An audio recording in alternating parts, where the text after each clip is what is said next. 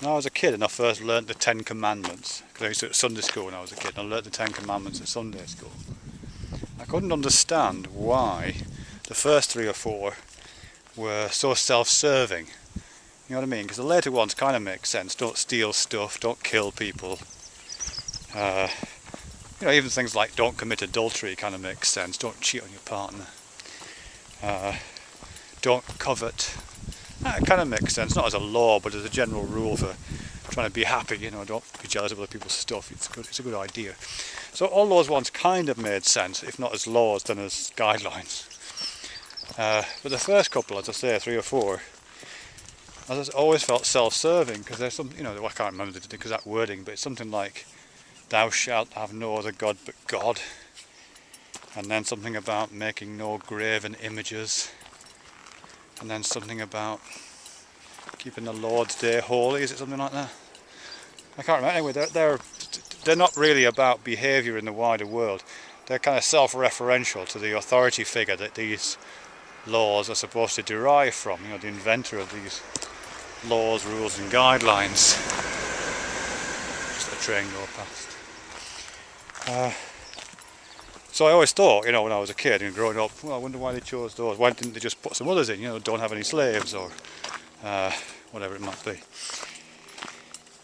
But it's come to make a bit more sense more recent. And I say sense, it's all relative, isn't it? I mean, these are religious ideas, but within that frame, they've come to make a bit more sense. And I guess I'm thinking about it in terms of the rules of Fight Club. Because the great film Fight Club, I really like that film. But the rule of Fight Club, the first rule of Fight Club is don't talk about Fight Club. Second rule of Fight Club, can't remember, it's probably the same, don't talk about Fight Club. But in a way, they're a bit arbitrary, those.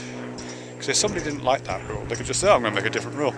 So the first rule, not just of Fight Club, but of anything, should be, first rule of Fight Club, there is only one set of rules of Fight Club, and this is it. So if you read that, there's only one set of rules for Fight Club, and this is it. Once you've read that and agreed to it, you're locked into the rules that follow. You can't go wandering off after you've heard the first couple and start inventing your own or look around for a different set. And the same is true, I think, with the Ten Commandments. You've got an authority figure which to establish itself at the beginning, or the authority for those rules. There is only one lawgiver, and these are his laws.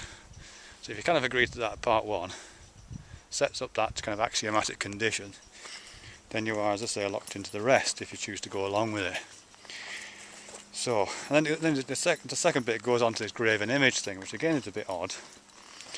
But I think I'm thinking of it in terms of a kind of interpretation, because all images are interpretations, aren't they, in a way?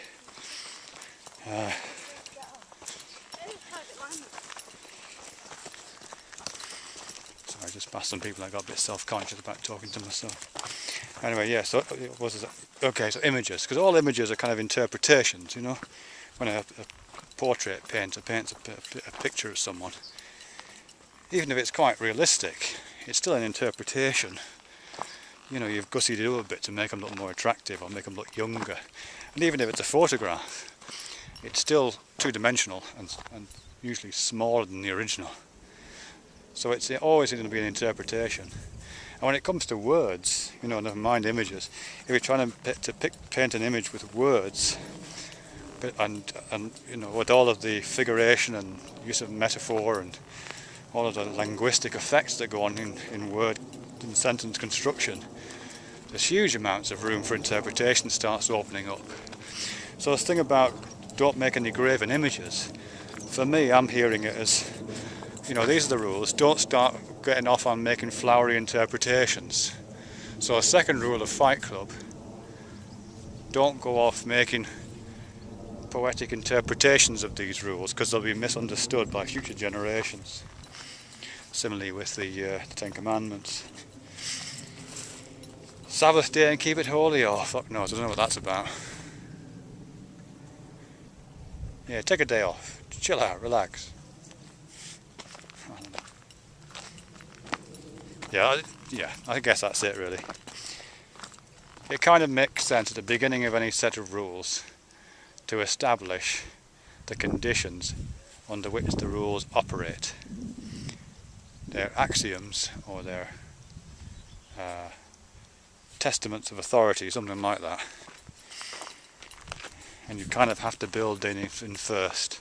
Actually, you do it in logic, don't you? You define your terms, or in programming. You know what I mean? You write the description for your subroutines or whatever it is. You get those things first, and then you can draw on them later on.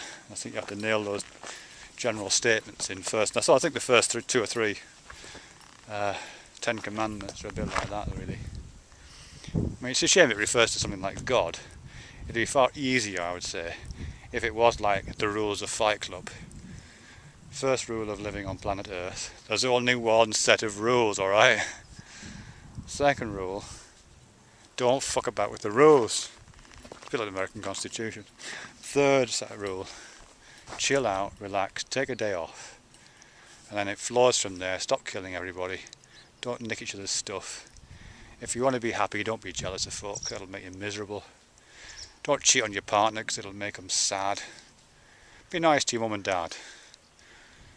That's all the 10 Commandments I can remember.